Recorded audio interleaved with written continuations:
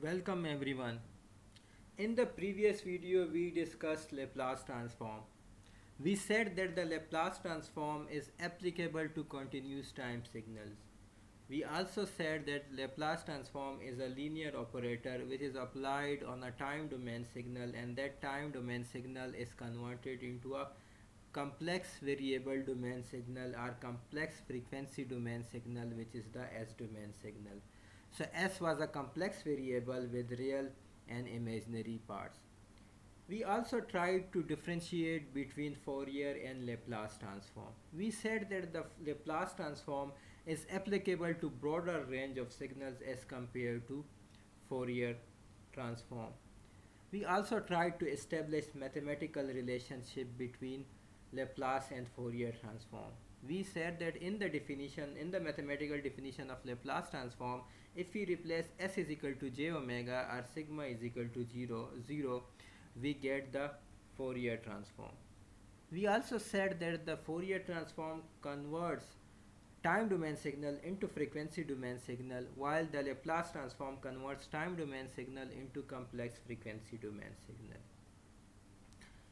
We also tried to conceptually visualize and differentiate between Fourier and Laplace transform. We said that think of Fourier transform as plot of how much of each frequency is inside the signal, and we said that for the Laplace transform it has an extra component sigma which tells us about the magnitude of the signal, and from the magnitude we can comment on the stability of the signal. We also studied the condition for existence of Laplace transform and the condition for existence of Fourier transform. In the condition for existence of Fourier transform, we said that the input signal must be absolutely integrable. Whereas in the condition of existence of Laplace transform, we said that the input signal multiplied by e power minus sigma t must be absolutely integrable. Today we are going to study another very important topic which is linked with the Laplace transform, and that is region of convergence. So what is region of convergence? First thing, region of convergence is dependent on sigma. Region of convergence is determined solely by the real part of S domain, by the real part of Laplace domain, which is sigma. So it is, so the complex part, so the imaginary part has no effect on the region of convergence. And what's the definition of region of convergence?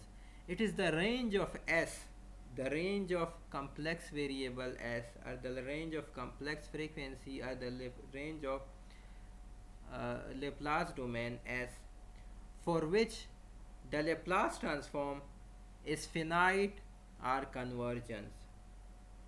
So all complex values of S for which the integral in the definition of the Laplace transform converges form the region of convergence. So the range of S for which the Laplace transform converges, or the range of S for which the Laplace transform is finite. All values of S for which the Laplace transform is finite or convergent is called region of convergence.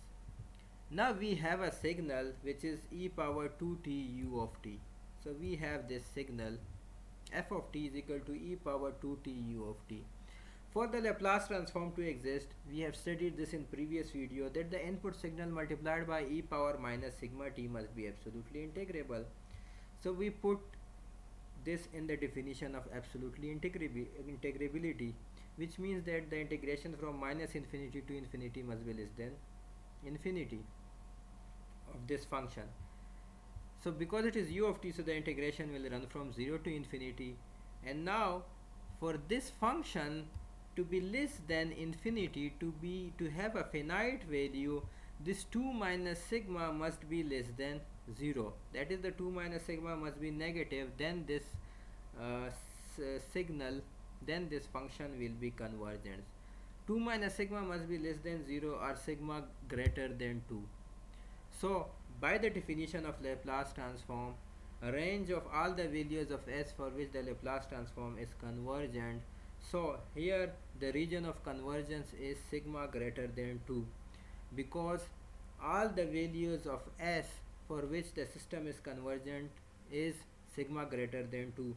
If we take sigma greater than 2, whatever whatever values we put 3, we put 4, we put 5, this system will always be convergent. Why? Because e power will be minus something, and whenever e power is minus, we always say that the system is convergent. So the region of convergence is on the right side of sigma greater than 0, because if we put 3, if we put 4, if we put 5 and go on 10, 15 till infinity, all those values, for all those values of sigma, the region of convergence, the Laplace transform will be finite. The Laplace transform will be convergent. Here we go, that's how we define the region of convergence. We have S plane, which consists of two parts, the real part and the imaginary part, and then we have a pole at 2. So for all values greater than 2, for all these values, we have Laplace transform convergent. That is why the region of convergence is for all values greater than 2. Remember that I have placed a dotted line at 2 because 2 is not included in this region of convergence. So another concept is poles and zeros from transfer functions. So if we have a transfer function, zeros are evaluated directly by equating the numerator to 0. Poles are evaluated by equating the denominator to 0. Why do we evaluate poles and zeros? Poles and zeros are very important, especially in control system. Especially poles, which tells us about the stability of the system. So if in the S plane a system is stable if all poles lie on the left side of the S plane. Fine. So we have this S plane, we have this sigma, we have this omega. If all the poles lie on the left side, for example, if we have all the poles here, we said that the system is stable. A system is unstable if any pole lies on the right side of the S plane. So if any pole lies on the right side of the S plane, the system will be termed unstable, because if the poles lie on the left side of the plane, it means that the system is convergent, and the convergent systems are always stable. But if the pole lies on the right side of the j omega axis, it means that the signal or that system is divergent, and divergent system are unstable. So if poles lie on the left side of the j omega axis, on that is on the left hand side, left half side, we said that the system is stable. If any of the poles lie on the right hand side, we said that the system is unstable. Another very important concept, a system is marginally stable if pole lies on the imaginary j omega axis. So if we have any pole on this axis, which is the j omega axis, if we have any pole on this axis, which is the j omega axis, then the system is marginally stable and we get sustained oscillation. So it's neither increasing nor decreasing. For example, if we have 1 divided by s plus 3, and again we said that we can equate poles by equating the denominator to 0. So if we equate s plus 3 is equal to 0, we get s is equal to minus 3. So the poles lie or at s is equal to, the poles lies at s is equal to minus 3 here, and we have a single pole here. So this system is stable. Fine. We can also take the inverse Laplace transform of this system to find out that it is e power minus 3t. Fine. Which is again a convergent function. That is why it is stable. Properties of region of convergence. There are certain important properties of region of convergence which we need to learn. The first property is that ROC does not include any pole. ROC does not include any pole. For example, if we have a signal which is 1 divided by s plus 3, we have this function 1 divided by s plus 3. To get poles, again we equate the denominator to 0. We get a pole at s is equal to minus 3. So RSC should not include this pole at minus 3. Why? By the definition of the ROC, which says that the range of S for which the Laplace transform is finite are convergent. If I replace this S with minus 3 here, I get, for example, if I put S is equal to minus 3 in this f of S, I got 1 divided by minus 3, 1 divided by 0, which is infinity, which contradicts the definition of RAC. And the definition of ROC is the range of S for which the Laplace transform is finite or convergent.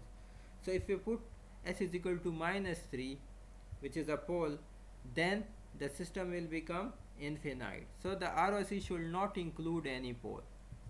Second function, for the right-sided signal, right-sided I mean u of t, that runs towards the right side. ROC is on the right side. ROC is on the right side, which means right side of the dominant pole. For example, I have this function which is a right-sided signal. It could be u of something, or which runs from towards the right side. For example, this function runs towards the right side. Now, if we draw its Laplace transform, though for example this function has more than one pole, this function has a pole here, this function has a pole here, but because of the property of the ROC, which says that the right-handed signal ROC is on the right side of the dominant pole, so this pole is dominant because it is more to the right. We have a right-sided signal, so the pole which is more to the right will be more dominant, and ROC will be defined with respect to that dominant pole. So ROC is to the right of this entire dominant pole. Fine. We move to the next property. For the left-sided signal, ROC is on the left, which means left side of the dominant pole. Again, we have S plane with S and j omega axis. Now we have the left-sided signal. So we have the left-sided signal, so the ROC will be towards the left side of the dominant pole. Fine. Next property is for the absolute integrability of the signal or the stability of the system, ROC should include imaginary axis. This is a very important property. We will discuss this in detail in the next slide. For both sided signals, ROC is a strip in the S plane. So if we have a right and left sided signal, we will have a strip of RAC. A strip type means this type of ROC. Fine. So this is a strip type of ROC. For finite duration signal, ROC is entire X plane except excluding S is equal to 0 and R S is equal to plus infinity and R S is equal to minus infinity.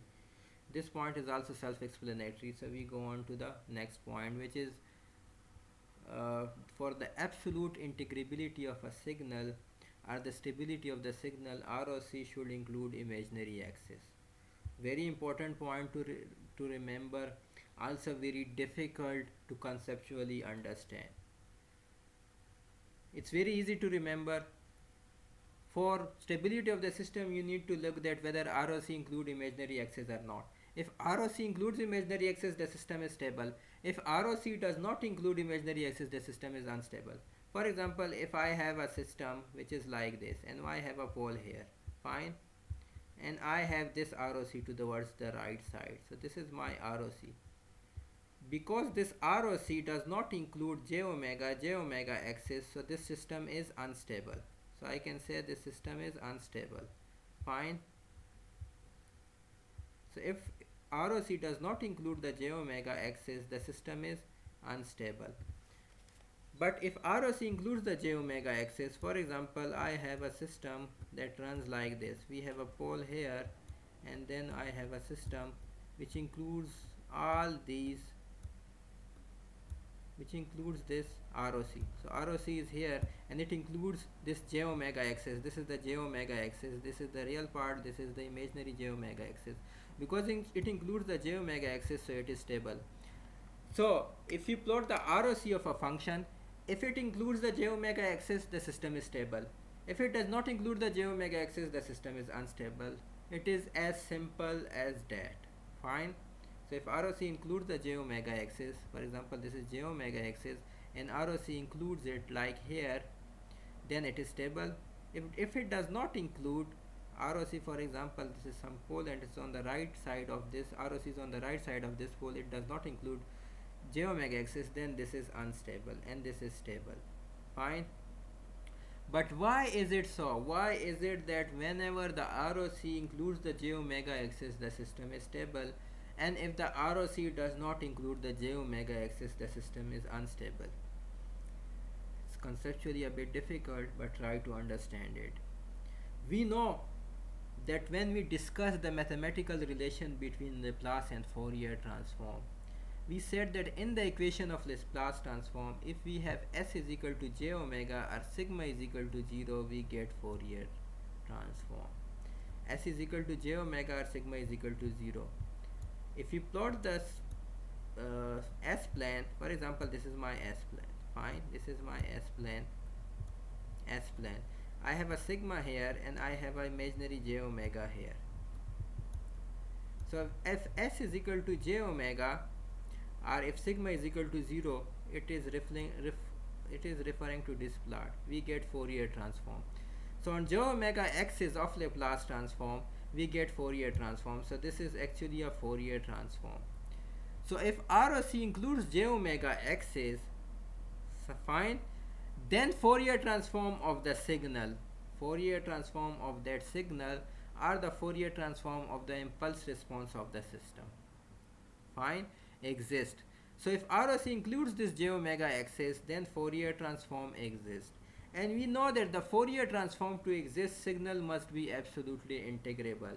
And when the signal is absolutely integrable, we said that the signal is stable.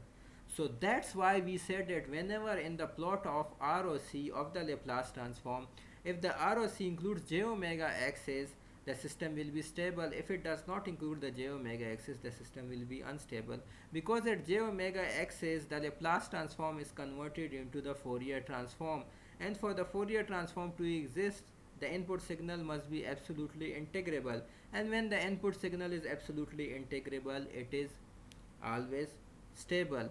That's why we said that if the ROC includes the j omega axis, the system is stable, otherwise the system is unstable.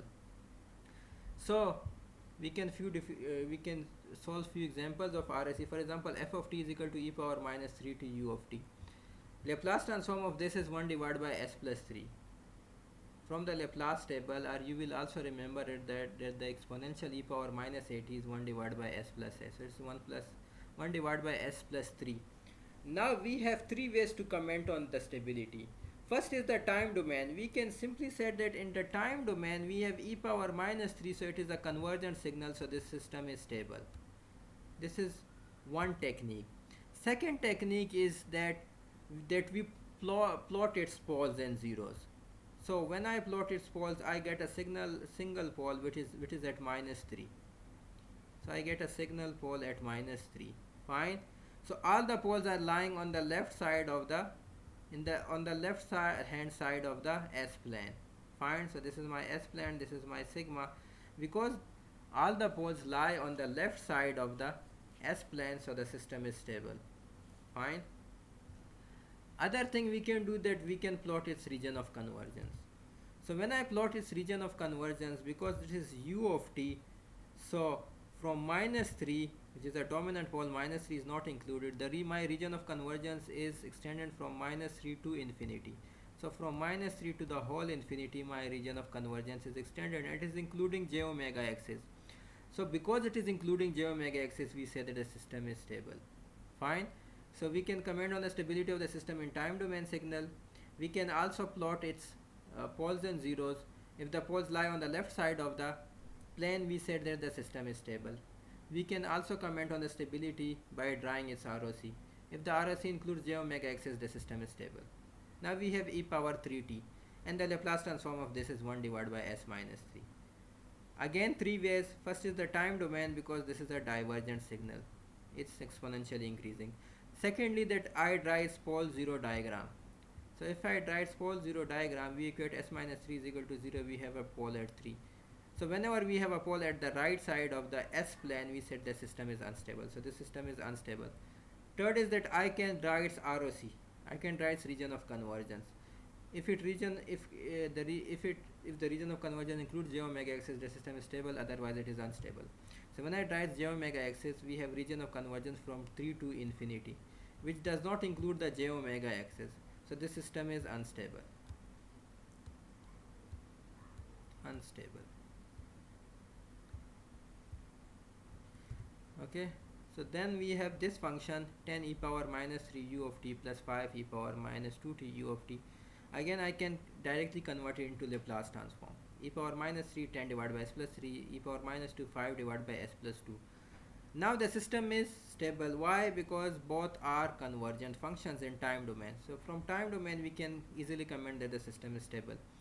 We can also comment from the pole 0 diagram, because we will have two poles at minus 3 and minus 2. So all the poles lie on the left side of the S-plane, so the system is stable. We said that if all the poles lie on the left side of the S-plane, the system is stable. Here all the poles, which are 2 in number, lie on the left side of the S-plane, which is this plane. This is an S-plane, so this is stable system. Third important point, from the region of convergence. Now to draw its region of convergence, we have 10 e power minus 3 u of t and then 5 e power minus 2 u of t. Fine. We have a region of convergence which extends from minus 2 to infinity. Why is it from minus 2 to infinity? Why is it not from minus 3 to infinity? The reason is that we studied the property of one of the properties of the region of convergence, that region of convergence will be on the right side of the dominant pole. So the dominant pole is minus 3 because it is more right than this minus 3. That is why this minus 2 is the dominant pole, and this defines the region of convergence. Thank you.